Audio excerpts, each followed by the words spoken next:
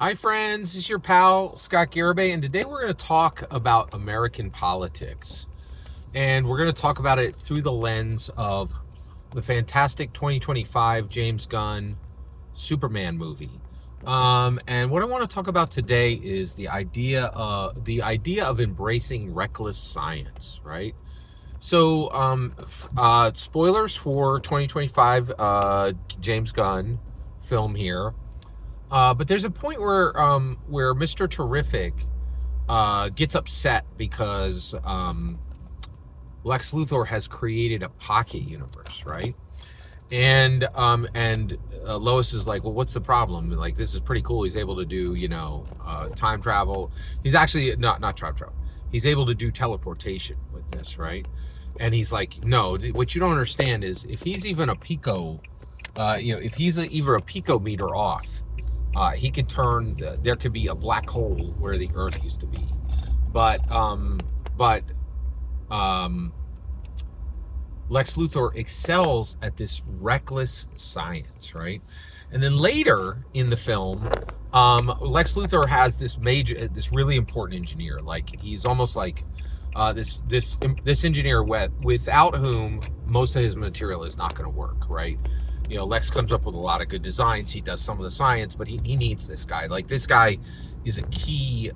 He is a key collaborator, right? And that guy's like, hey, and Lex Luthor opens up he opens up a rift, right? By getting the design wrong on his pocket universe. He literally is like using the problem Mr. Terrific talked about earlier, and making it like a tool for him to use so that he can find Superman, right?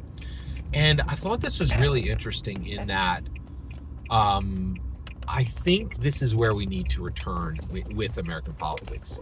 And when I heard this term, he was like, "Hey, we're gonna do reckless." He's like, Mr. Terrific is like, I don't like that Lex Luthor is using reckless science, right?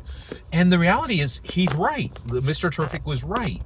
Lex Luthor's science cost lives, right?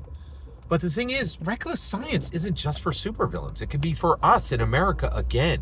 There was a time where we embraced reckless science. When did we do that? The race for the moon. We had astronauts who died because we were racing to do science quickly, right? Because there were stakes on the ground, right? Like we needed to get there before our enemies did, right? We needed the high ground. We needed to show the world that we were the first, the best, the most dedicated, and the most willing to spend lives with reckless science, right? And there were a lot of people who did reckless science, and I think we need to go back. America needs to show the world again. We will do our science with paper, pencil, and blood, right? Like that was the day. And to get to the moon, we wrote our science with lead and blood, right? And we need to go back. We need to go back and allow men and women. Right now in America, right, we have like the Peace Corps, right?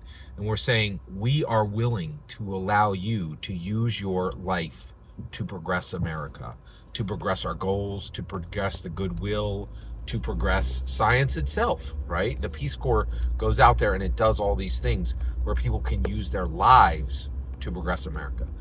We need to get to the point where we're giving people, Americans, an opportunity to use their death to progress America.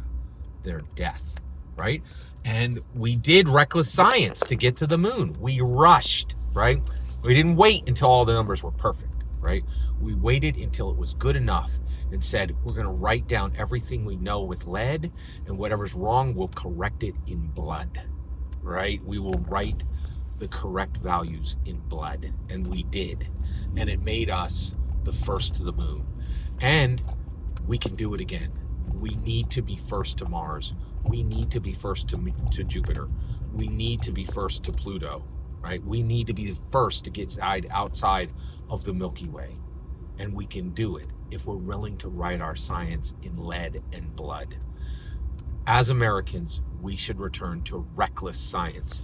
And frankly, American King Donald Trump, there ain't nobody better to do it, right? Like, there's nobody better to authorize this, to fund this, to make this an American reality. Every single word you just heard is my humble opinion.